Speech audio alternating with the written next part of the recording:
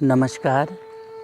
मैं पंडित जगदीश चंद्र पांडे, भक्ति धाम आश्रम, नौकुचिया ताल, जिला नैनीताल, आप सभी भक्तजनों का हार्दिक स्वागत और हार्दिक अभिनंदन करता हूँ।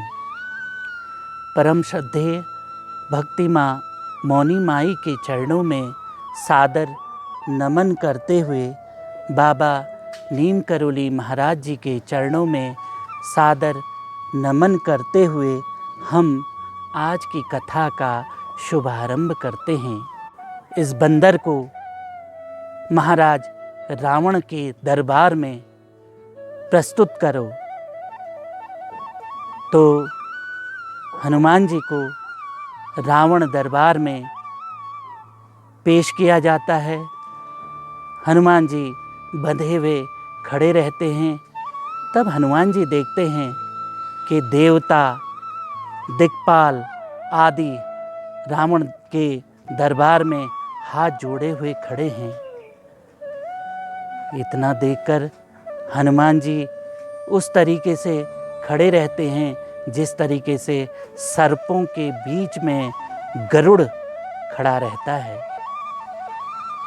इस प्रकार रावण ठहाके लगाते हुए हंसता है और कहता है, अरे बंदर, तू कौन है और तूने हमारी वाटिका क्यों उजाड़ी?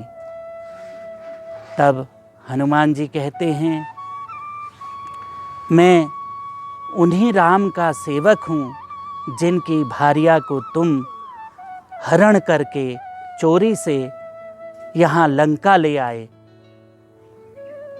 और मैं उन्हीं राम का दूत हूँ जिन्होंने बड़े बड़े महाबली राक्षसों का वध किया।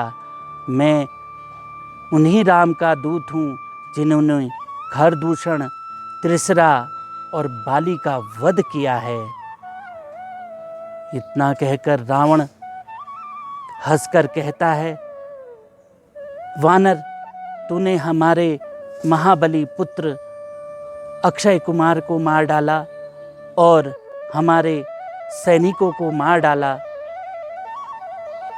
इतना कहकर रावण हनुमान जी से कहता है, क्या तूने कभी मेरा नाम नहीं सुना? क्या तू मेरे बल और प्रताप को नहीं जानता? तो हनुमान जी हंसकर कहते हैं, तू वही रावण है ना जिसे बाली ने अपनी काख में दबाकर 6 माह अपनी काख में दबा करके रखा। इतना सुनकर रावण हनुमान जी की बातों को हंसी में टाल देता है। तूने हमारा बाग क्यों उजाड़ा? हनुमान जी कहते हैं, मुझे भूख लगी थी, मैं भूखा था और भूखे को भोजन प्रिय होता है। आपकी वाटिका में मैंने फल लगे देखे, उन फलों को मैंने तोड़ करके खा लिया। अब मैं हिलाने लगा पेड़ों को तो वो जड़ से उखड़ गए। इसमें मेरा कोई अपराध नहीं है। जिन सैनिकों ने मुझे मारा, मैंने उन्हें मारा क्योंकि प्राण रक्षा सब किसी का अधिकार है। इतना कहकर हनुमान जी चुप हो गए। रावण ने कहा, हे मंत्रियों, इसे अभी मृत्यु दंड दिया जाए। इतने में विभीषण हाथ जोड़कर कहने लगे कि दूत को मारना नीति के विरुद्ध है, अतः हे महाराज, इसे मृत्यु दंड ना दिया जाए और कोई दूसरा दंड दे दिया जाए। इतने में रावण बोले कि इसे बंदर को जो है अपनी पूंछ बहुत प्यारी होती है, अतः इसकी पूंछ में आग लगा दी जाए। फिर रावण मंत्रियों को आदेश देते हैं कि इस बंदर की पूंछ में कपड़ा और घी तेल लगा करके, कपड़ा भिगो करके बांध करके जो है इसमें आग लगा दी जाए। जब यह पूंछ जला हुआ बंदर अपने स्वामी के पास जाएगा तब इनकी अक्ल ठिकाने आएगी। इतना कहकर जब रावण का आदेश सिपाही सुनते हैं तब फिर कपड़ा, घी, तेल आदि उनकी पूँछ में बांधा जाता है। हनुमान जी अपनी पूँछ बड़ी करते जाते हैं। वहाँ का सारा कपड़ा ख़त्म हो जाता है, तेल ख़त्म हो जाता है, हनुमान जी की पूँछ ख़त्म नहीं होती है। फिर हनुमान जी अपनी पूँछ को छोटा कर लेते हैं। मंत्री उसमें आग लगाते हैं। हनुमान जी जली हुई पूँछ लेकर के अपना छोटा सा रूप बना के पूरी लंका नगरी में एक महल से दूसरे महल, दूसरे महल से तीसरे महल, ऐसे करके पूरी लंका को जला डालते हैं। और सिर्फ विभीषण जी का मकान ही वो बचाते हैं, बाकी सब जला डालते हैं। वहाँ चीख पुकार, हल्ला गुल्ला मच जाता है और सब राक्षसनियाँ, सब राक्षस इधर उधर दौड़ते हैं और हाहाकार मच जाता है। एक वानर ने लंका में उधम मचा दिया है। इतने में मंदोदरी और रावण अपने महल से इसको देख रहे होते हैं। तब मंदोदरी कहती है, हे स्वामी, देख लीजिए, जिनका एक सेवक आपकी लंका की यह दुर्दशा कर सकता है, तो सोचिए उन प्रभु राम में कितना बल होगा।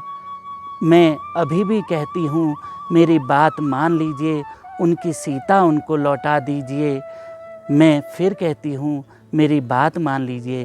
इतने में रावण कहते हैं, अरे मूर्ख, हम जो पग आगे को बढ़ाते हैं, हम पीछे नहीं मुड़ते।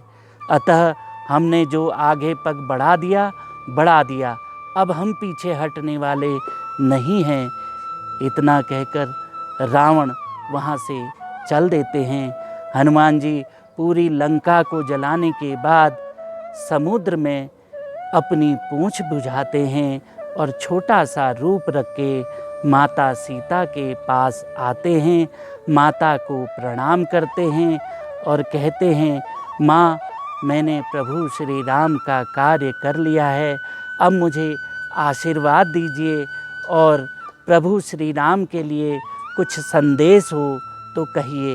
तब माता सीता कहती हैं, तुम मेरे प्रभु राम से कहना, मैं उस तरीके से अपना जीवन व्यतीत कर रही हूँ जैसे कि मछली जल के बिना अपना जीवन व्यतीत करती है। प्रभु, ना तो मैं जीवित हूँ, ना मैं मरी हुई हूँ। अगर 1 माह की अवधि में आपने मेरी सुध नहीं ली और आपने इस रावण का सर्वनाश नहीं किया, तो मैं ऐसे ही तड़प तड़प कर मर जाऊंगी। यह संदेश मेरा हे पुत्र श्री राम को कह देना। इतना कहकर हनुमान जी कहते हैं, माता, आप धीरज धारण कीजिए। अब प्रभु रामचंद्र जी को यहाँ आने में कदापि देर नहीं लगेगी। वे जल्द ही यहाँ आएंगे और रावण का विनाश करके आपको यहाँ से सम्मान सहित ले जाएंगे। आप धीरज धरिए। और जैसे प्रभु राम ने मुझे एक अंगूठी चिन्ह के रूप में दी थी, आप भी कुछ चिन्ह मुझे दीजिए। तो माता सीता अपने बालों से चूड़ामणि उतार कर हनुमान जी को देती हैं। इतने में हनुमान जी पवन वेग से उड़ते हैं और जय श्री राम कह कर के एक गर्जना करते हैं, जिस गर्जना को सुन कर के राक्षसनियों के जो गर्भ हैं वो गिर जाते हैं। और इस तरीके से हनुमान जी लंका के उस पार समुद्र लांघकर जामवंत, अंगद नल नील के पास पहुँचते हैं, जो समुद्र के किनारे हनुमान जी की प्रतीक्षा कर रहे होते हैं। तो भक्तों, हम आज की कथा को यहीं विराम देते हैं। आप लोगों से मेरी हाथ जोड़ कर के प्रार्थना है कि इस कोरोना काल में आप हनुमान जी की कथा का श्रवण कीजिए, अपने घरों में रहिए, बहुत ज़रूरी कार्य हो तब घर से बाहर निकलिए, मास्क और सैनिटाइज़र का प्रयोग कीजिए, बच्चों को बाहर खेलने मत जाने दीजिए और हनुमान चालीसा का अपने घरों में पाठ कीजिए। इस संकट काल की घड़ी में एक हनुमान जी मात्र ऐसे हैं जो हमें इस संकट से उबारेंगे। और भगवान से प्रार्थना कीजिए कि यह कोरोना का जो कठिन समय हम लोगों के ऊपर गुजर रहा है, भगवान इससे हमारी रक्षा करें।